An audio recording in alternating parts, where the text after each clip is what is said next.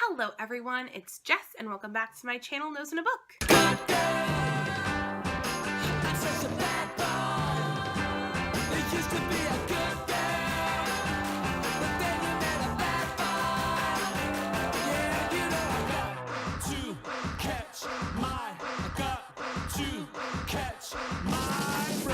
Sorry if I sound a little bit strange today. I am still recovering from a cold, so my head is all stuffed up and I'm a little nasally sounding. I think I can't really hear myself because my ears are all clogged up too, but I'm feeling much better than I was.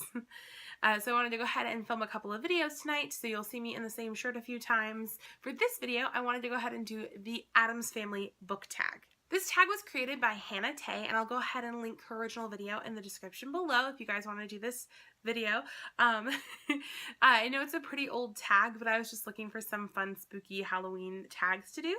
So before I jump into the questions, I just had to show you that I got this today in the mail, and I'm so excited. It is my first Melting Library candle, the Autumn Court, based off the Autumn Court from A Court of Mist and Fury, and this is amazing. I burned it earlier today, and it's supposed to smell like apples, chestnuts, cinnamon, cloves, and falling leaves. Oh my gosh, it's amazing. Oh, it smells exactly like fall Christmas. Like, I could definitely see myself burning this all throughout like the fall winter months, and I burned it today and it's burning nice and slowly. I think it'll last me a really long time, and it wasn't very expensive. The shipping was a little bit, but it's totally worth it, and it smells amazing, and I can smell it now because my nose isn't as stuffed up as it was before. So if you guys are ever looking into purchasing anything from the Melting Library, at least this candle is bomb diggity. So I'm definitely going to be purchasing more candles from them, more bookish, nerdy candles, because I could use some more of those in my life. And also, the scent when you burn it is not super strong and overpowering. Like, for example, from Bath & Body Works, their candles are really, really strong, and a lot of times they actually give me headaches. But this one was very gentle, and it just infused the air with this smell, and it was wonderful. So I highly, highly recommend their candles. I'm so happy that I finally broke down and bought one because this one smells amazing. It's perfect. So I highly recommend this one especially because this is the only one I have and it's amazing. Just gonna put that right up there. Oh. So off topic, but we're gonna get back into the tag video now. So for this tag, I'm gonna do something a bit different. I usually just have a whole stack of books here to show you guys, but I didn't really prepare that this time, so I'm just gonna answer the questions, and maybe it'll be a little bit more like on the fly, like whatever I can think of at the moment, because I didn't really go through these questions beforehand. I wrote them all down like couple weeks ago, like the beginning of October, because I wanted to do this tag and I knew I wanted to, so I was just like writing all the questions down. I was going to answer them later, and I never did. So I'm just going to go ahead and answer them now off my handy dandy little notepad here, and then that way you guys get a really fresh perspective of whatever comes to my mind right away. So I won't be holding up the books for this tag video. Sorry if that's a bother for you guys. For the Addams Family tag, all the questions are based off of characters from the Addams Family. Now, I was not a huge Addams Family person. I actually watched a lot more of the Munsters, but I found this tag and it just seemed like a lot of fun and something to do fun for Halloween. Now, of course, I did like Addams Family, and I have listened to the musical quite a few times because it's just a fun show. Let's go ahead and jump right into these spooky questions. All right, question number 1. Morticia Addams, the mother and a witch. What is your favorite witch book? Well, Harry Potter.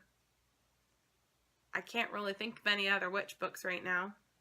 I like witches in general, but Harry Potter's definitely my favorite. So yeah, Harry Potter.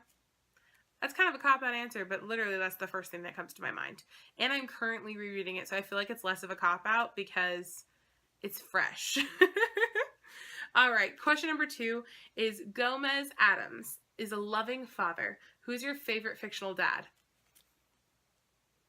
Okay, I'm literally going straight off of what I'm reading currently. I'm currently listening to Harry Potter and the Goblet of Fire, and Arthur Weasley is the best dad. He's amazing. I love him and Molly's relationship and his relationship with his children. And the scene in Goblet of Fire where they get trapped in the Dursleys' fireplace and just Mr. Weasley's like, oh, and then him making the Dursleys say goodbye to Harry. he's just an amazing dad figure, and he's an amazing like surrogate father to Harry, and I just really love him as a character. And again, I know this is a bit of a cop-out answer, but I'm currently reading it, so I feel like it's really fresh in my mind, and I can't think of a more perfect answer for this question. Okay, question number 3. Uncle Fester Addams can generate electricity. Which book makes you light up so much that you can't stop yourself from talking about it? So this one, again, is a more recent read, and that is the A Court of Thorns and Roses series by Sarah J. Maas.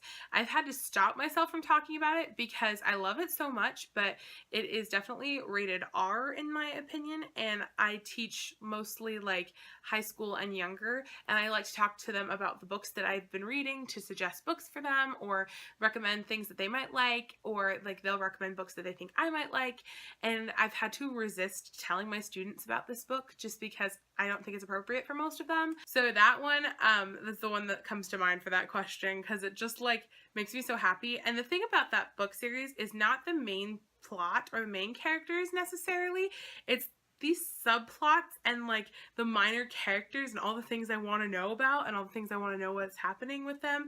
And so it's hard for me not to discuss theories and fangirl about it with people who probably haven't even read it, and it's hard, so yeah. All right. Question number 4. Wednesday Addams is obsessed with death. If you could have killed off a character in a book, who would it have been? Okay, so this is going to sound a bit heartless. Quite a few years back, I read a book called The Mermaid, and I can't even remember who the author is right now, but it is based off The Little Mermaid. None of the characters changed by the end of the book. Like, it literally just, like, went through this whole thing and all this, like, character development and plot twists and stuff like that, and then all of a sudden it was just like, yeah, but all that doesn't matter, and they're just gonna go back to the way things were before. And for me, reading it, I was like, I literally wish they would have killed off a character, because it would have made me feel like this book was more worth reading, because something would have actually happened. But instead of killing off the character that I think they should have killed, like, they just kind of kept going, and then it just all circled back around to what things were originally, and there was literally no point to the story, in my opinion. So that kind of sounds a little bit heartless. The only other one I can think of is from a manga series / anime series, and that is Kikyo from the Inuyasha series. And to be fair, she's literally killed off multiple times, but she never stays dead. And I just wish she would have just stayed dead for the series, because I don't like her. Okay. So question number 5 is Pugsley Addams has a vivacious nature and plays nasty pranks on everyone. Who is your favorite villain in a book? I'm more of a hero person. I like heroes. I like when villains have really cool backstories, and I like reading backstories about how villains became villains. But I would have to say I think my favorite villain is Captain Hook from Peter Pan by James Barrie. He is the most sophisticated, like, what I would imagine I would want a villain to be like if I had to face a villain. Like, he has, like, good form and honor. Like, I don't know. Like, obviously villains don't need to have that because they're villains, but I just love Captain Hook. And I also always wonder, like, what happened to Captain Hook. So for me, like, reading, like, backstories on Captain Hook and how he became, like, the captain who wanted to kill Peter Pan and, like, that whole thing, like, I'm just really intrigued by it, and I really like him as characters. Question number 6. Lurch is based on Frankenstein and a zombie. What is your favorite adaptation of a story? I don't know if it means movie adaptation or if it means, like, retelling adaptation, but I'm going to go with the movie thing because that sounds more like what it was talking about. So, something that's closest to the book that I really like because of that would probably have to be the North and South miniseries done by BBC. It has Richard Armitage in it, and it is so close to the book. I actually watched it before I read the book because I didn't realize it was a book. And then when I read the book, like, every single important plot point is in the miniseries. Every single, like, it might be, like, mismatched or, like, things happen in a slightly different order, but, like, everything is there. and it was just so awesome to read because I knew what was going to happen, but like I was so excited to read more in-depth detail on it, and it was just so perfect. It was one of the few things that I like didn't regret watching first before reading it because it was so succinct and so together. And then a more modern adaptation, like something that's not exactly like the book, probably, I mean, this is not recent, this is like from forever, but probably She's the Man with Amanda Bynes, which is an adaptation of The Twelfth Night by William Shakespeare. I just think it was such a genius adaptation. They had all the characters, all the plot points, all the themes, but it was like perfectly modern and hilarious. I think I still have most of that movie's lines memorized, and it was probably my favorite. Question number 7. Grandma is an old classic witch. What is your favorite old classic horror book? I don't have one. I don't like horror books at all. If I had to change not to a horror book, like my favorite classic book would be, I love anything by Jane Austen, and I like really am loving Jane Eyre right now, but they're not horror books. I don't like horror books. So I don't really have an answer for this. Okay, question number 8, I also don't have an answer for. I'm looking at this now. Show us some of your horror books. I don't have any because I don't like horror. And even like the horror books, like I have spooky books, but they're not horror. They're not going to be blood and guts. Like the closest thing I have to a horror book is like Miss Peregrine's Home for Peculiar Children, and that's not horror. Ooh. Question number 9 is, what are you going for? What are you going as for Halloween this year? So I'm terrible at planning my Halloween costumes, mostly because I'm a theater person, and you would think that would mean that I like plan ahead, but it doesn't because I don't usually have like parties or anything to go to. So I just dress up for fun and for me because I like to dress up. Me and my roommate dress up and like hang out and watch movies and hope children come to our apartment to, you know, take our candy. And then they never do, and then we just eat it for the rest of the year. But anyways, enough about my sad life. But anyways, like I said, I'm a theater person. Like, I really love musical theater, and so I have actually a lot of costumes. And so usually just whatever I'm feeling that year, like literally on the day of Halloween, I'll be like, yeah, I'm feeling something a little bit more in depth today. I'm going to do like a witch, but like really crazy makeup, or like a fairy with really crazy makeup, or I'm feeling a little bit more and I'm just going to pull out my Gryffindor robes and brush my hair and be Hermione Granger again for the 50th time. You know, that kind of thing. So I have a lot, or I also have like 50s poodle skirts, stuff like that. I think I have an Elsa costume if I ever wanted to pull that out again, but the wig's just a pain in the butt. So yeah, that kind of thing. So I pretty much have a lot of costumes, and I will someday have, I really want, this is off topic, but I really want to go to Mickey's Halloween party one year with my roommate. That's like one of our goals to do eventually. And so I am really excited for that. And I know that if I plan that out, like I'm literally going to be planning that costume for like an entire year. And I'm very excited for that because I really do love like costuming and things like that. I'm just lazy and I get busy and I don't bother because I have so many good options already in my closet. Question number 10 is, what are your favorite Halloween films? So again, I don't like super scary stuff. So my favorites would have to be Halloween Town, not the third or fourth one, but the first and second one are awesome. The third one is just kind of meh. And the fourth one, why would you change the actress for the fourth movie? No. We're already 3 movies in. You can't change the actress now and not expect us to notice. Anyways, keeping with the theme of Disney-ish movies, I really liked Mom's Got a Date with a Vampire, The Littlest Vampire, 2 vampire movies at once, Hocus Pocus, of course.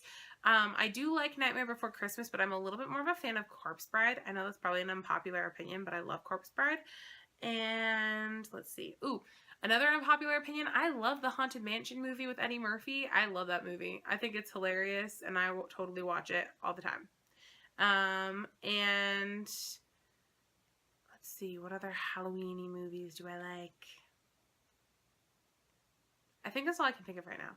One of the things I like to do during Halloween, aside from just movies as well, is I like to watch like old TV shows like The Munsters and Bewitched.